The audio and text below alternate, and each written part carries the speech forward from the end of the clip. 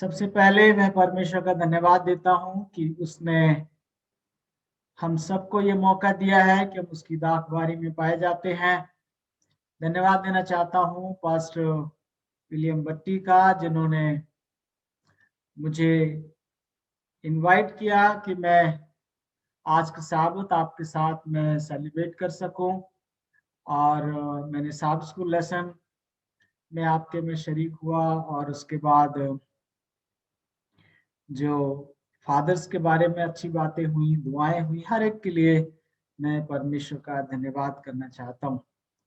प्रियो, आज southern Asia division में जो साबत मनाया जा रहा है, वो साब स्कूल पर्सनल मिनिस्ट्री डिपार्टमेंट की ओर से ये साबत सेलिब्रेट किया जा रहा है। और इसलिए आज का जो मैसेज है वो पर्सनल मिनिस्ट्री के बारे में होगा, और मुझे मौका दिया है खुदा ने और जयपुर चर्च ने, इसके लिए मैं धन्यवाद करना चाहता हूँ। मैं जानता हूँ जयपुर चर्च में और आप बहुत लोग, अधिकांश लोग, ज्यादातर लोग, सभी लोग मेरे को जानते भी हैं और प्यार भी करते हैं। तो आपसे गुजारिश करूंगा कि जब हम बाइबल को खोलते हैं तो आप दुआ में याद रखें, ताकि परमेश्वर अपना काम करे और हम सब के लिए ये जो सभा है वो आशीष का कारण बन सके। छोटी सी दुआ करेंगे। मेहरबान बाप, हम शुक्रगुजार हैं कि हमारी जिंदगी अभी भी आपके काम आ सकती है। हम जैसे भी हैं खुदान, मूसा की छड़ी के समान आपके कदमों में डाले जाते हैं। हमें उठाएं और अपने काम और खिदमत के लिए इस्तेमाल करें। आपका पाक कलाम खुदान आपके पाक रूह की प्रेरणा से लिखा गया है। मानवीय बुद्धि से इसको समझना असंभव है, इसलिए प्रार्थना करते कि आपका पवित्र आत्मा भेजे और हम में से हर एक जितने इस सभा में शरीक हैं, प्यारे परमेश्वर, हर एक को अपने हाथों में ले और हर एक से बातचीत करें। पिता, हम प्रार्थना करते आज का संदेश एक सरमन मात्र ना हो, बल्कि हमारे दिलों को छू सके और हम जो आपने महान आदेश दिया है उसको अपने जीवन में पालन करने वाले बन सके, और न्याय के दिन बहुत लोग हमारे कारण प्रभु आपके दाहिने हाथ पाए जाएं। नेटवर्क को और सब लोगों को अपने हाथों में रखें खुदान। बहुत से अजीज हैं प्यारे परमेश्वर, अपने कैमरेज को किसी वजह से ऑन नहीं कर सकते। मेरी दुआ है कि आप होने दें कि किसी के जीवन में कोई बाधा और कोई विघन, कोई डिस्ट्रैक्शन इस समय ना आए, ताकि ये सभा हम सबके लिए आशीष का कारण बने। धन्यवाद हमारी दुआ को सुनने के लिए। आपके बेटे और हमारे मुंजी नजात दहिंदा खुदा यीशु मसीह के नाम से मांगते हैं, आमीन। मैं शुरुआत करूंगा। मुझे याद आया जब मैं संदेश की तैयारी कर रहा था 1991 में, अब से लगभग 30 साल पहले खुदा ने मुझे बुलाया कि मैं उसकी खिदमत कर सकूं। एक गांव है उत्तर प्रदेश में, करसुआ, वहां मुझे सेवकाई करने का मौका मिला। और जब मैं वहां पर सेवकाई कर रहा था तो परमेश्वर ने मुझे अपने काम के लिए इस्तेमाल किया। वहां के लोगों से मैं मिला और मैंने उन लोगों को देखा जो परमेश्वर से प्यार करते थे, पादरियों के साथ बातचीत करते थे। और उन लोगों में से 2-3 लोगों को मैंने बहुत अपने करीब उनको लेकर आया, और पहला काम तो ये किया मैंने कि उनके नाम के आगे साहब लगा दिया। गांव के लोग, सिर्फ साधारण लोग। और जब मैं उनको साहब करके बुलाने लगा और अपनी दुआओं में भी मैं उनको साहब करके उनके लिए मैं दुआएं करने लगा, तो दूसरे लोग भी उनको उसी तरह से बुलाने लगे। और इसका नतीजा ये हुआ कि वो 3 लोग मेरे बहुत करीब आ गए, और उन 3 लोगों की मदद से जो वहां पर कलीसिया कायम हुई, वो केवल कलीसिया बनी हुई नहीं है, बल्कि वहां से अनेक लीडर्स तैयार हुए, अनेक पासवान तैयार हुए जो हिंदुस्तान के अलग अलग क्षेत्रों में काम कर रहे हैं। तो प्रियो, ये कहानी मैंने आपके साथ इसलिए बांटी कि हमारा जो काम है वो है लोगों को चेला बनाना, लोगों को आत्माओं को जीतने वाला बनाए। हमारे प्रभु ने भी यही तो कहा, आओ मैं तुमको मछुआ बनाऊं, मनुष्यों का मछुआ बनाऊं। और यही आज हमने पाक कलाम में पढ़ा है। ये जो शब्द है मैं हाईलाइट करना चाहता हूँ, ये यीशु मसीह के पार्टिंग वर्ड्स हैं, आखिरी शब्द हैं। जब हमारा कोई अजीज इस दुनिया से जाता है तो जो वो आखिर में बोलता है वो हम सबके लिए पत्थर की लकीर होती है। हम जानते हैं कि जाते समय कोई भी फालतू की इधर उधर की बातें नहीं करता, इंपॉर्टेंट बातें की जाती हैं। ये केवल एक महान आदेश नहीं है, बल्कि ये बाइबल का सबसे महत्वपूर्ण हिस्सा है। यहीं से वो चिंगारी लगती है जिससे कलीसिया आगे बढ़ती है। और वो हिस्सा क्या कहता है? Go and make disciples. जाओ और जाकर चेले बनाओ। अगर हम अपनी कलीसियाओं में देखें, यूनियन में काम करते हुए अलग अलग जगह पर रहने और लोगों से मिलने का मौका मिला, तो हम चार तरह के लोग जो हैं वो हमारे जहन में कलीसिया के मामले में पाए जाते हैं। नंबर वन है नंबर्स। बहुत से ऐसे लोग हैं, अफसोस की बात है, वो नंबर्स कलेक्ट कर लेते हैं और नंबर्स ऊपर जाते हैं और वो काम हो जाता है। ये नंबर्स कहीं नहीं होते हैं, ना रिकॉर्ड में होते हैं, ना वजूद में होते हैं। उसके बाद होता है मेंबर्स। मेंबर्स जो होते हैं ये चर्च के रिकॉर्ड में पाए जाते हैं। उनका चर्च के रिकॉर्ड में पाया जाना जो है ये जरूरी है, और इसलिए हम कहते हैं मेरे इतने मेंबर्स हैं। उसके बाद तीसरे होते हैं बिलीवर्स, विश्वासी। ये जो विश्वासी होते हैं वो चर्च रिकॉर्ड में भी पाए जाते हैं और उसके साथ साथ वो कलीसिया में भी पाए जाते हैं। चर्च की सभाओं में शरीक होते हैं, साबत में आते हैं, सब स्कूल में आते हैं। ये बिलीवर्स कहलाते हैं। और उसके बाद जो चौथे हैं, जो सबसे खास हैं, वो होते हैं डिसाइपल्स, चेले। ये चेले चर्च के रिकॉर्ड में भी होते हैं, वो चर्च में भी होते हैं, लेकिन इसके साथ साथ ये ऐसे लोग होते हैं जो दूसरे लोगों को परमेश्वर के राज्य में लेकर आते हैं। उनके असर के कारण, उनके जीवन के कारण, उनके प्रचार के कारण, उनकी बातचीत के कारण, उनके व्यवहार के कारण, उनकी नौकरी के कारण, उनकी दुआओं के कारण लोग प्रभावित होते हैं और वो भी चेले बनते हैं। वो भी परमेश्वर के राज्य में, कलीसिया में लाए जाते हैं। तो चर्च आज अगर कहीं कमजोर है, हम आज लोगों को बैप्टिज्म देते हैं और कल लोग पिछले दरवाजे से चले जाते हैं, दो चार बार दिखाई देते फिर आना बंद हो जाता है, तो उसकी जो उसका समाधान है वो ये है कि हम उनको तब तक ना छोड़े जब तक वो चेले ना बन जाए। और आज हम इसको सीखने वाले हैं। अब से लगभग 17 साल पहले हमारे अजीज पास्टर पीएम लाल, जो आपके सेक्शन के अध्यक्ष हैं, उन्होंने एक कहानी बताई जब मैं भोपाल में पादरी हुआ करता था।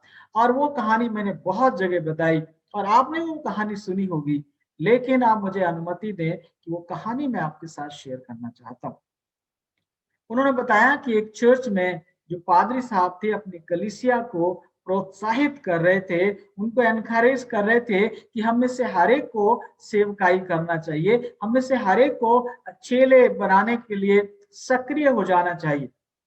कलीसिया में काफी लोग थे और पादरी साहब जो है मैसेज सुनने के बाद वो लोगों से उम्मीद कर रहे थे कि लोग अच्छी प्रतिक्रिया देंगे।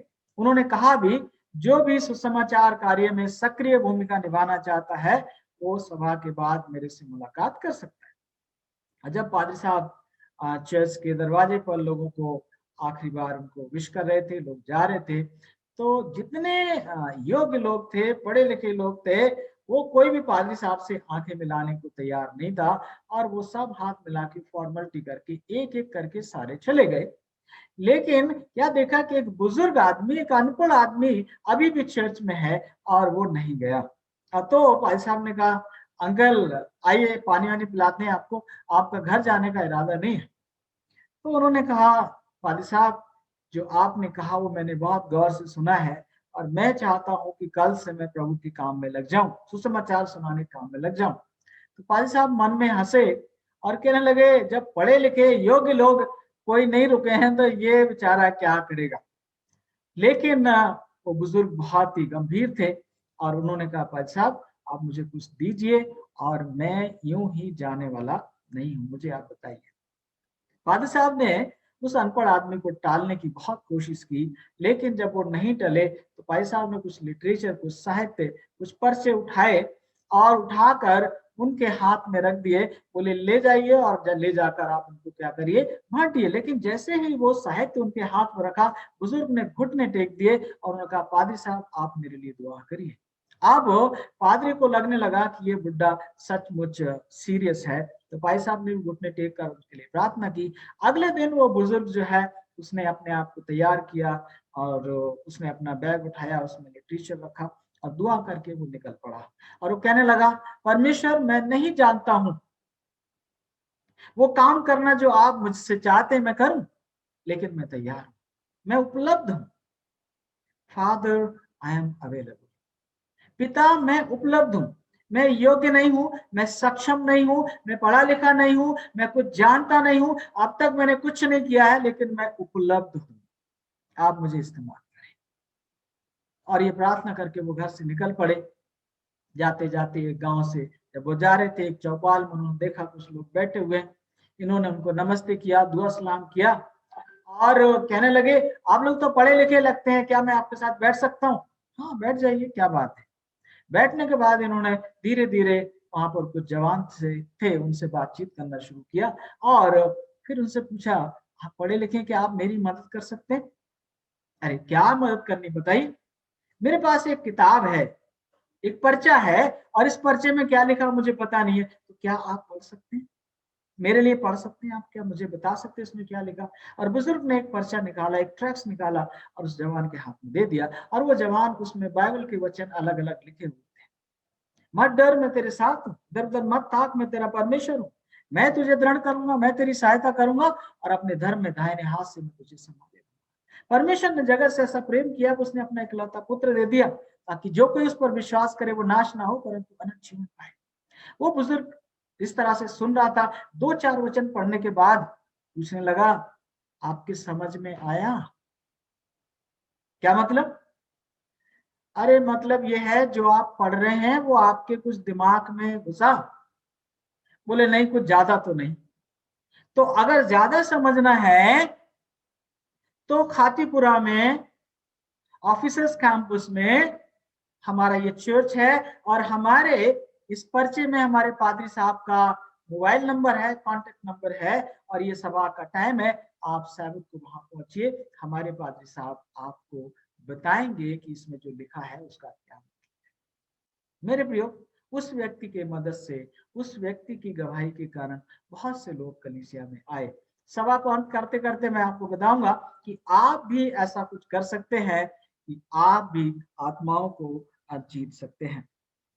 ये जो डिसाइपलशिप का काम है, ये जो चेले बनाने का काम है, ये सरमन प्रचार करने से नहीं होता, बाइबल स्टडी देने से नहीं होता, ये सब स्कूल में नहीं होता है, प्रेयर मीटिंग में नहीं होता है। सब स्कूल में, सरमन में, प्रेयर मीटिंग में कन्विक्शन हो सकता है, लेकिन जो रियल कन्वर्जन है, जिसको ट्रांसफॉर्मेशन बोलते हैं, वो तभी आता है जब एक शिक्षित, एक चेला दूसरे व्यक्ति के व्यक्तिगत रूप से संपर्क में आता है। मैं बात कर रहा हूँ विजिटेशन की। जैसे आज बताया पास्टर विलियम भट्टी ने कि जब ये कोरोना आया तो मेरी मिनिस्ट्री जो है, मेरा जो काम है वो कई गुना बढ़ गया। और मैंने कहा भी यहाँ यूनियन में कि अब हमारा काम 7 गुना बढ़ जाना चाहिए। पहले सप्ताह में एक मीटिंग होती थी, अब हमारी पूरे सप्ताह में मीटिंग होनी चाहिए। पहले सब्त को एक सभाएं होती थी, अब सब्त को हमारी 3 सभाएं होनी चाहिए, 4 सभाएं होनी चाहिए, क्योंकि अब हमारे जो रीच है वो बढ़ गई। इंटरनेट पे जो है, इंटरनेट का दरवाजा हमारे लिए खुला है, सचमुच ये बहुत बड़ा है। एक बार पास्टर सतीश शर्मा ने एग्जीक्यूटिव कमेटी के दौरान इस बात को कहा था और मैं उनको कोट करते हुए आपके सामने कह रहा हूं। उन्होंने कहा था आज इंटरनेट जो है क्या कहता है, preach local and reach global.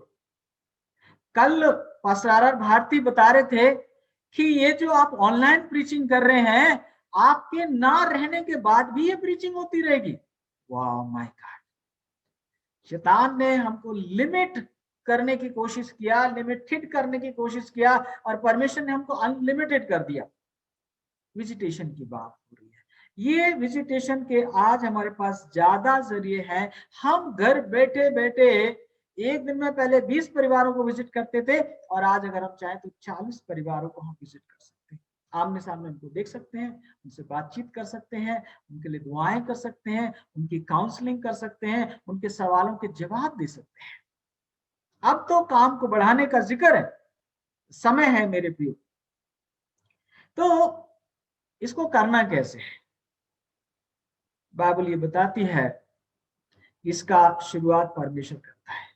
Visitation की शुरुआत परमेश्वर करता है। पास्टर उमेशनाथ से मैंने ये सीखा। मुझे याद है जयपुर में जब उन्होंने विजिटेशन के बारे में बता रहे थे, कह रहे पादरियों को क्या काम है?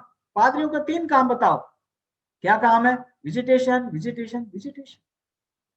बट मैं आज इसमें जोड़ रहा हूं, visitation for a purpose, discipleship. चेले बनाने के लिए हम विजिट करें। विजिट करने के कई एक कारण हो सकते हैं। चलिए हम उन लोगों से मिल के आए, चलिए हम उनके साथ खाना पीना करें, 50 बातें हो सकती हैं। लेकिन आज हम ये सीखना चाह रहे हैं कि चेले बनाने के लिए हम क्या करें, लोगों को मुलाकात करें। यीशु मसीह कैसे करता था? यीशु मसीह हमारा उदाहरण है। यीशु मसीह ही called many many, thousands and thousands of people। जब वो 5000 6000 लोगों को खाना खिलाता है, वो सब उसके बुलाए हुए थे। ही called many many people but he chose 12। उसने 12 को चुना, लेकिन फोकस 3 के ऊपर किया, पतरस, याकूब और यूहन्ना। उसने 3 पर फोकस किया, पतरस, याकूब और यूहन्ना, ताकि वो उनको तराश सके, ताकि वो उनको ढाल सके, ताकि वो उनको बना सके। और जब आप देखते हैं, जब यीशु मसीह इस दुनिया से चला जाता है उस महान आदेश को देकर कि जाओ सारी दुनिया में लोगों को चेले बनाओ, स्वर्ग पृथ्वी का सारा अधिकार मुझे दिया गया है, मैं जगत के अंत तक तुम्हारे साथ हूं, तुम्हारी कामयाबी की जिम्मेवारी मैं लेता हूं। तो मेरे प्रियो, ये जो 3 चेले थे, इनका की रोल हुआ करता था, मेन भूमिका हुआ करती थी। पतरस, याकूब और यूहन्ना, ये लीडर्स कहलाते थे। ये लीडर्स इसलिए हुए क्योंकि खुदावंद यीशु मसीह ने उनके साथ बाकी लोगों की अपेक्षा अधिक समय बिताया। तो यही एक तरीका हो सकता है जो हम कर सकते हैं। लेकिन इसका आधार क्या?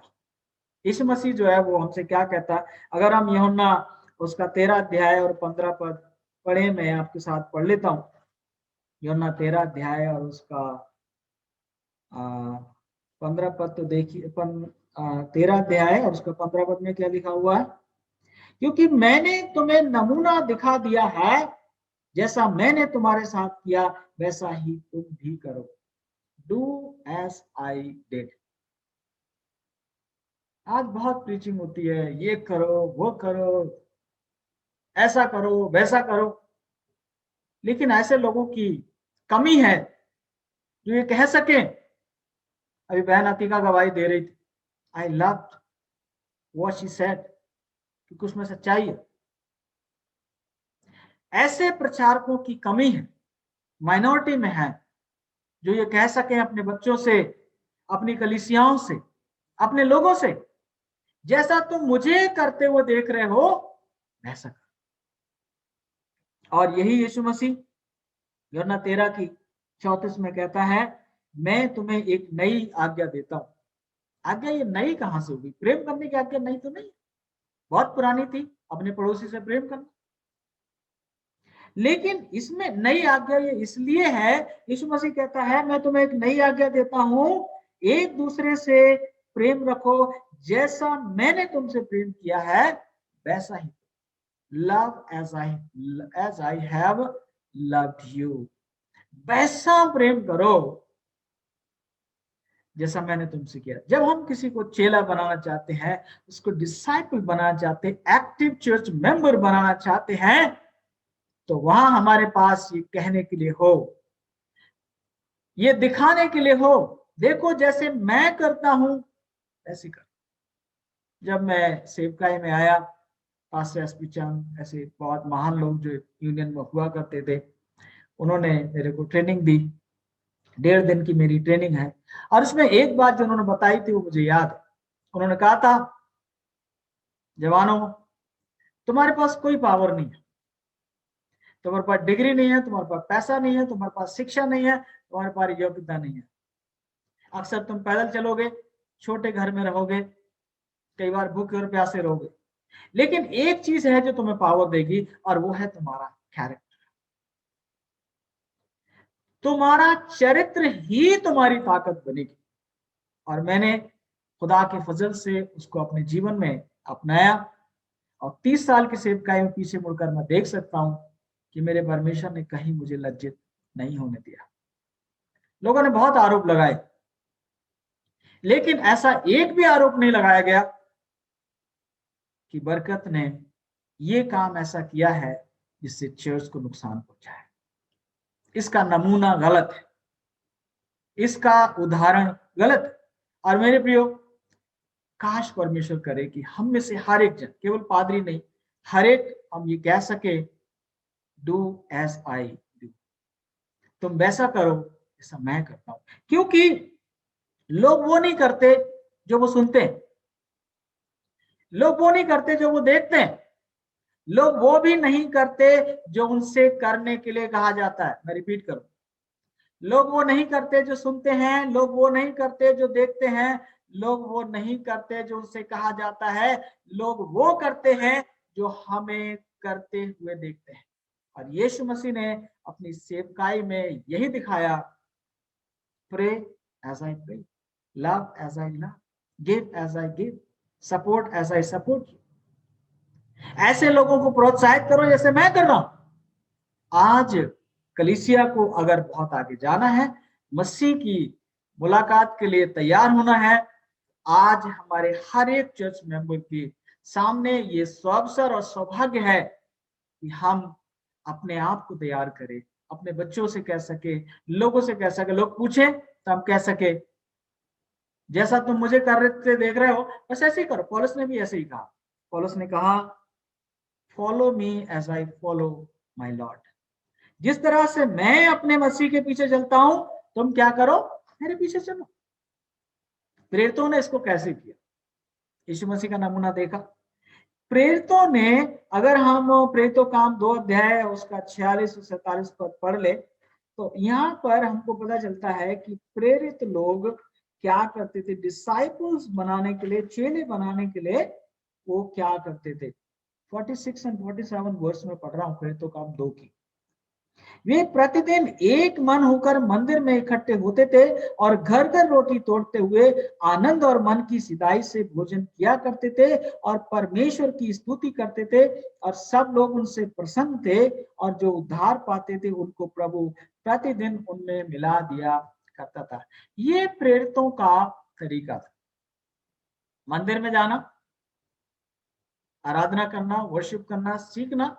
लेकिन जो वहां सीखा है उसको सिखाने के लिए, उसको लोगों को समझाने के लिए, जो वचन वहां बताया गया उसको एक्सप्लेन करने के लिए, क्योंकि सरमन के दौरान बहुत लोगों को कुछ डाउट्स हो सकते हैं, कुछ संदेह हो सकते हैं, कुछ सवाल हो सकते हैं, और चूंकि ये वन वे कम्युनिकेशन होता है तो संभव नहीं उनके सवालों का जवाब देना। इसलिए उनके सवालों के जवाब देने के लिए घर घर जा, मंदिर में जाना जितना जरूरी है उतना ही घर में भी लोगों के जाना जरूरी। लोग घरों में खोए हुए हैं क्योंकि हमने बहुत ध्यान सरमन के ऊपर दिया है, हमने बहुत ध्यान साबस के ऊपर दिया है, हमने बहुत ध्यान प्रेयर मीटिंग के ऊपर दिया है, लेकिन जो एक पर्सनल टच होता है, व्यक्तिगत, अगर परिवार में 5 लोग हैं और मैं पादरी उन 5 में से हर एक को व्यक्तिगत तरीके से नहीं जानता हूं, उनके साथ मेरे व्यक्तिगत रिश्ते नहीं है, कई बार परिवार में बैठ के एक व्यक्ति दूसरे सदस्यों के सामने अपनी बात पादरी से नहीं कर सकता।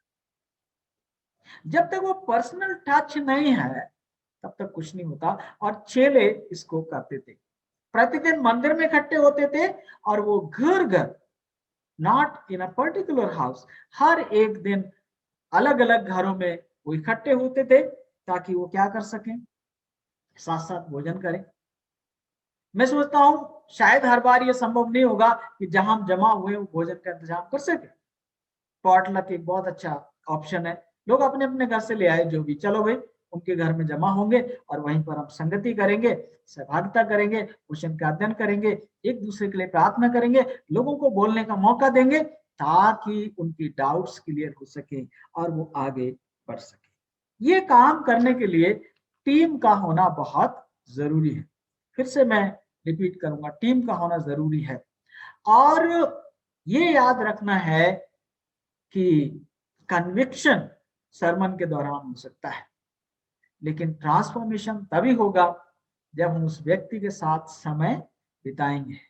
सरमन वो सुन लेता है, लेकिन जब वो सरमन देखता है तब उसका ट्रांसफॉर्मेशन जो है होता है। टीम कब बनेगी? टीम तभी बनेगी, टीम का जो मेन मकसद होता है मूवमेंट, और मूवमेंट का मतलब है मूव करते हुए लोग, एक पर्टिकुलर डायरेक्शन में जाते हुए लोग। अब जिस तरह से हम जानते हैं रुका हुआ पानी गंदा पानी होता है, उसी तरह से जो इंसान रुक चुका है उसके अंदर गंदगी की मात्रा बढ़ जाती है। हर दिन हमको वचन में, हर दिन हमको आत्मिक जीवन में, हर दिन हमको अपने मानसिक जीवन में आगे बढ़ना है। सोने से पहले सोचना चाहिए 24 घंटे परमेश्वर ने मुझे दिए, तो 24 घंटे में कितना आगे बढ़ा, कितना मैं रिफाइन हुआ हूं, कितना मैं बेहतर हुआ हूं, कितना मैंने प्रभु के वचन को बेहतर तरीके से जाना है। बाइसिकल से हम सीख सकते हैं, साइकिलों की धीरे धीरे संख्या मिटती जा रही है, लेकिन एक्सरसाइज करने वालों के लिए साइकिलें आ रही हैं, ये अच्छी बात है। साइकिल तभी तक खड़ी रह सकती है जब तक वो चल रही है। जब साइकिल चलना बंद करेगी वो गिर पड़ेगी। उसी तरह से ये हमारा चर्च, हमारा आत्मिक जीवन चलते रहना है। डीआर वॉट्स को मैंने एक बार सुना था, उन्होंने कहा growth is the sign of life. वृद्धि ही जीवित होने का निशान है। अगर हम बढ़ नहीं रहे हैं तो हम मर रहे हैं, हम खत्म हो रहे। उम्र में बढ़ना अच्छी बात है, लेकिन मसीही अनुभव में, मसीही जीवन में, परमेश्वर के वचन के प्रकाश में बढ़ना भी बहुत जरूरी है। टेम्पल टू हाउस, मंदिर से घर घर जाने की ये परंपरा थी, और आप जानते हैं कि इसका बहुत ही अच्छा असर हुआ। बताया गया है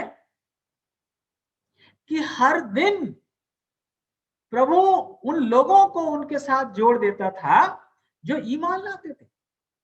आप कल्पना करें, हर दिन मिनिमम एक आदमी अगर जुड़ता था तो एक साल में कितने लोग जुड़ते होंगे? 365। एक वर्ष में एक कलीसिया में कम से कम 365 लोग जुड़ते थे। जब लोगों ने अपने प्रभु के उदाहरण का अनुसरण किया, जब उन्होंने इस महान आदेश को, ग्रेट कमीशन को गंभीरता से लिया, तो हर दिन हजारों की संख्या में कलीसिया में लोग बढ़ते चले गए। आज हमारी कलीसियाएं कब बढ़ेंगी? जब हम आत्मिक रूप से बढ़ेंगे। अगर मैं नहीं बढ़ रहा हूं तो मेरी मिनिस्ट्री कहां से बढ़ेगी?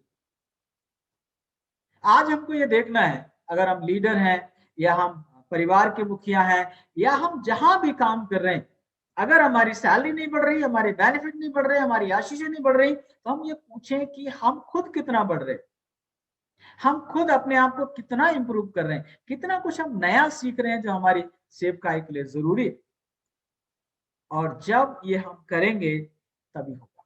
विजिटेशन में, मुलाकातों में जब हम लोगों से मिलते हैं तो ये ध्यान रखने की बात है कि हम क्या बातें करते हैं। नाम नहीं लूंगा, मैं एक जगह काम कर रहा था, एक जगह मैं मुलाकात करने के लिए गया और वहां मैंने थोड़ी देर मुलाकात की, बातचीत की। बातचीत करने के बाद दुआ की मैंने, मगर वो दुआ करने से पहले ही जो वहां पर एक महिला थी वो कहने लगी, पादी साहब जाने वाले हैं, अब हम गप्पे मारेंगे।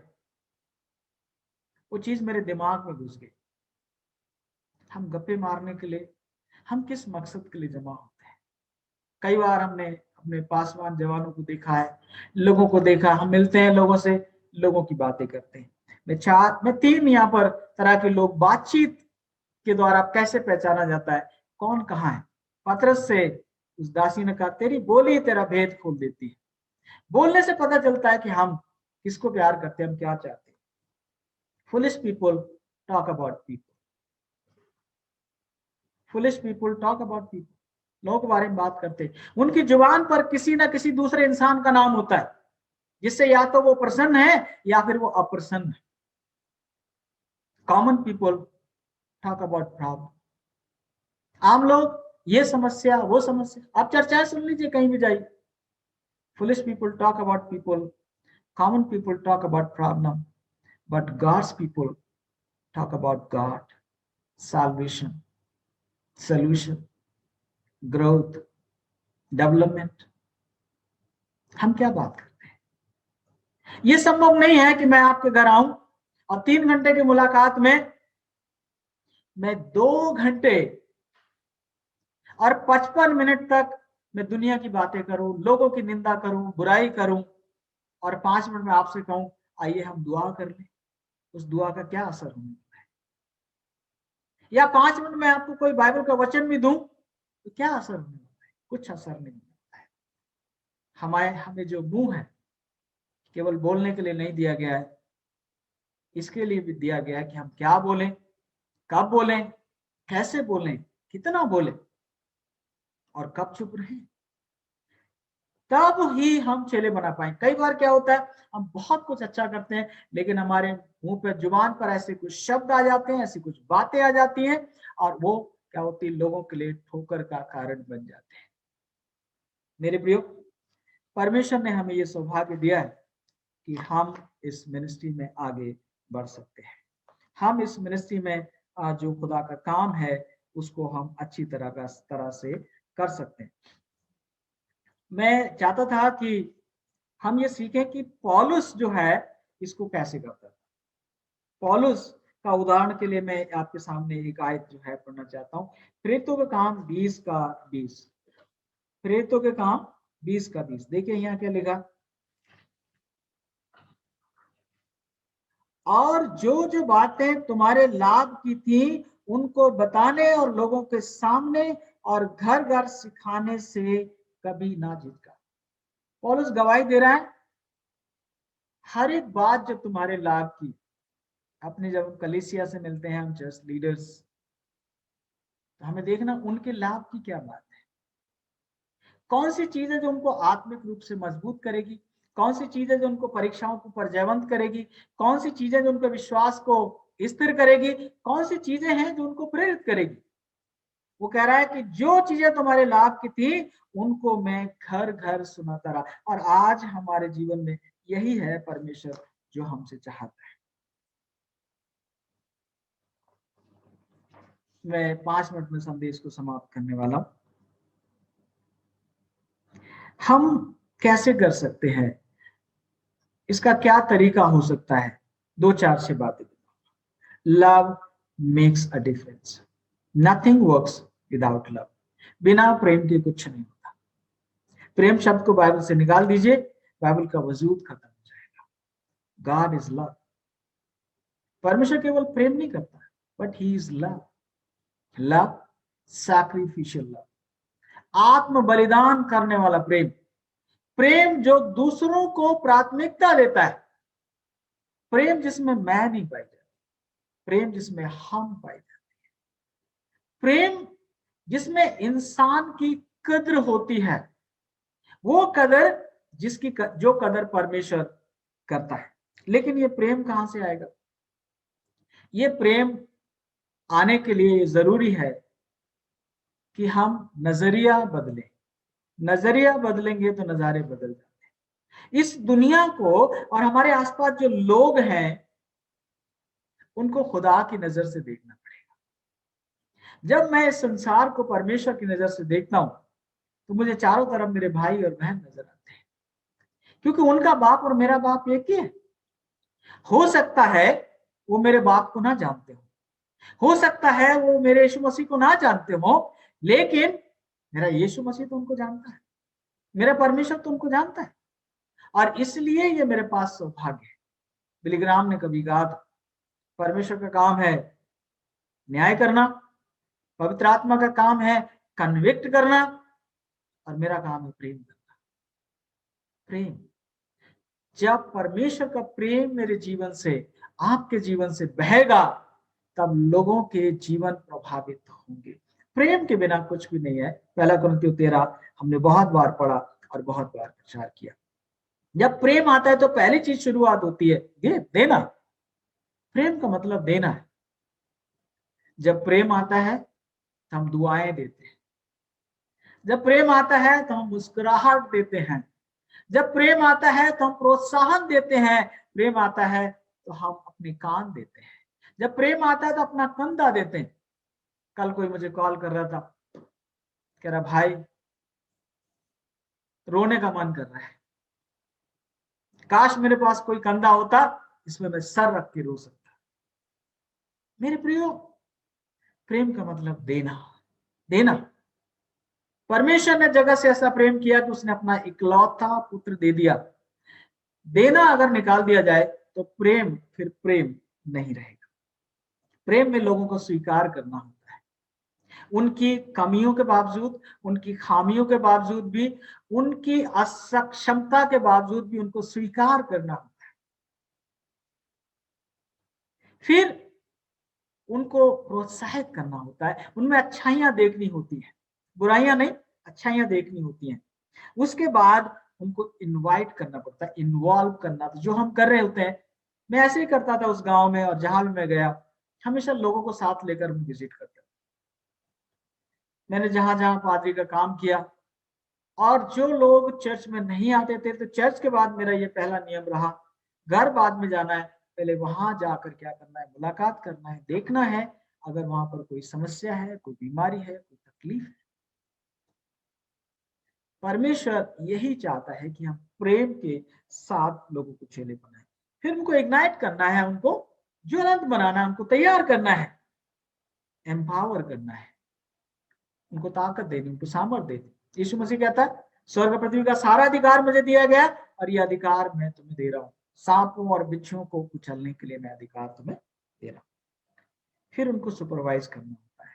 लोग वो नहीं करते जो वो सुनते हैं, जो वो देखते हैं, जो वो सुनते हैं, जो इनको आदेश दिया जाता है, लोग वो करते हैं। और मैंने हमेशा यही किया, लोगों अपने साथ लेकर गया, धीरे धीरे वो मेरे साथ जाने लगे। और फिर उनको जैसे मैंने देखा मजबूत होने लगे, उनको बोला भाई जरा आ जा, वचन पढ़ दीजिए। फिर उनको धीरे धीरे कुछ और जिम्मेवारी दी, भाई इस बार जो है आप दुआ कर दीजिए, इस बार हम लोग ये मिलकर गाना गाते हैं। और फिर धीरे धीरे 1-2 महीने में ही फिर मैंने क्या देखा कि हफ्ते में 2 या 3 बार उनसे बोला भैया वहां जाने वाले, और वहां आपको वचन देना पड़ेगा। 3-4 महीने में वो 3 लोगों की टीम जो है एक बहुत मजबूत टीम हो गई, और उस गांव में 60-65 लोगों को बैप्टिज्म दिया था। 92 की बात कर रहे हैं। लोगों को इन्वॉल्व करना है। किस तरह के लोगों को इन्वॉल्व करना है? एक आखिरी वचन पढ़ूंगा आपके साथ, 2 तीमुथियुस 2:2। 2 तीमुथियुस 2:2, जो लोग अपनी बाइबल को फॉलो कर रहे हैं मेरे साथ पढ़ सकते हैं। पौलुस तीमुथियुस को सलाह दे रहे, और जो बातें तूने बहुत से गवाहों के सामने मुझसे सुनी हैं, उन्हें उन विश्वासी मनुष्यों को सौंप दे जो दूसरों को भी सिखाने के योग्य। ऐसे लोगों को सिखाना है जो दूसरों को सिखाने के योग्य हो।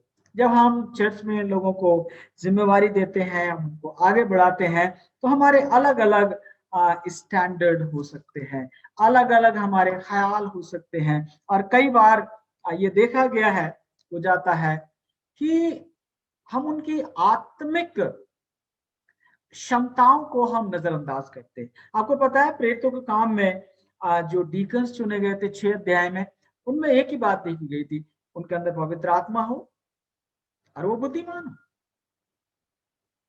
स्पिरिचुअल लाइफ होनी चाहिए और विजडम होनी चाहिए।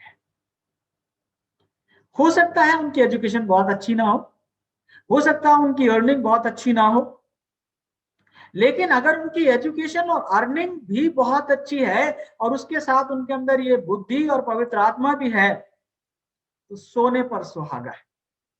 जब हम खुदा के काम के लिए लोगों को चुनते हैं, पौलुस कहता है जो तूने मुझसे सुना है, जो मैंने तुझे सिखाया है, अब ये तेरी जिम्मेवारी है कि तू उनको ऐसे लोगों को सिखा जो दूसरों को सिखाने के योग्य हो। मैं परसों किसी से बात कर रहा था और वो मेरी तारीफ कर रहा था। मैंने कहा नहीं भाई, मेरी जिंदगी का मकसद अलग है। आज मेरी जिंदगी का मकसद जो है, वो कह रहा परमेश्वर मैं दुआ करता हूँ तुम ये हो जाओ, तुम वो हो जाओ। मैंने कहा तुम गलत दुआ कर रहे हो, क्योंकि तुम्हारी दुआ के साथ मेरी दुआ नहीं है जुड़ी हुई। तो क्या दुआ करूं मैं आपके लिए? मैंने कहा मेरे लिए ये दुआ करो कि मैं इस दुनिया को छोड़ने से पहले अपने से बेहतर, अपने से अच्छे, मुझसे कई गुना अच्छे मैं लीडर्स को तैयार कर सकूं, जिनकी तरफ जब मैं देखूं तो मैं सर उठा के देखूं। वो आदमी बड़ा चकराया, ऐसा कहां होता है, लोग तो खुद को उठाने की बात करते। मैंने कहा नहीं, मेरे यीशु मसीह ने ऐसा नहीं किया। मेरे यीशु मसीह ने यूहन्ना 14 अध्याय के 12 पद में कहा कि तुम जो मुझ पर विश्वास करते हो, जो काम मैंने किए वो तुम भी करोगे, वरन इनसे भी बड़े बड़े और महान काम करोगे। बरनबास शाऊल को लेकर आया। बरनबास लीडर था, लेकिन जब शाऊल आगे बढ़ने लगा, वो पौलुस हो गया, तो बरनबास पीछे हो गया। मैंने उससे कहा मैं बरनबास बनना चाहता हूं, ताकि मैं हजारों पौलुस तैयार कर सकूं। ये मेरे जीवन का मकसद है, एंड आई लव इट। मुझे जीवन में बहुत आनंद है। आज मैं किसी दौड़ में नहीं हूं, इस दौड़ में हूं कि मैं कितनों को उठा सकूं। और इसीलिए जिक्र किया गया सुबह 5 बजे की जो जूम मीटिंग है, लोग 4:30 बजे उठ जाते हैं, तैयार होते हैं। पहली आदत वो बना रहे हैं जल्दी उठने। दूसरी आदत गॉड फर्स्ट, सबसे पहले कहां ध्यान जा रहा है? परमेश्वर की ओर। तीसरी सेहत का संदेश। कभी आप आएंगे तो वहां देखेंगे साधारण लोग, गली और कूचे में रहने वाले लोग, अनपढ़ लोग, ये पिछले 8 महीने में इतने मजबूत हो गए हैं, इतने मजबूत पिलर हो गए। 99% काम जूम का वो करते हैं, संचालन वो करते हैं, प्रार्थनाएं वो करते हैं, प्रचार वो करते हैं, एवरीथिंग दे डू।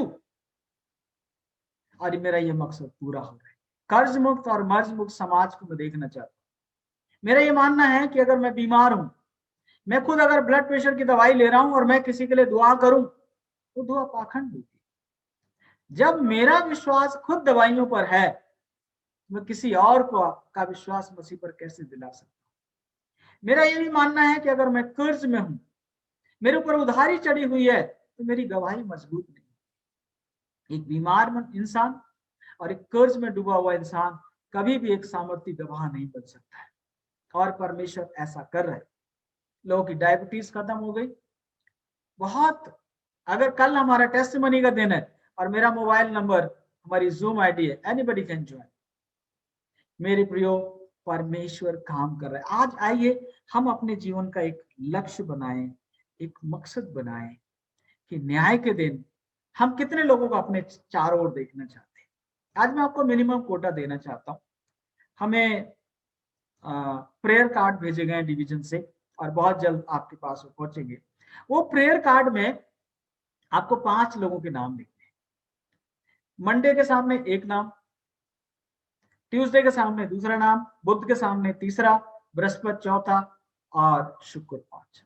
आपको क्या करना है? मंडे को उस आदमी के लिए 5 मिनट दुआ करनी है।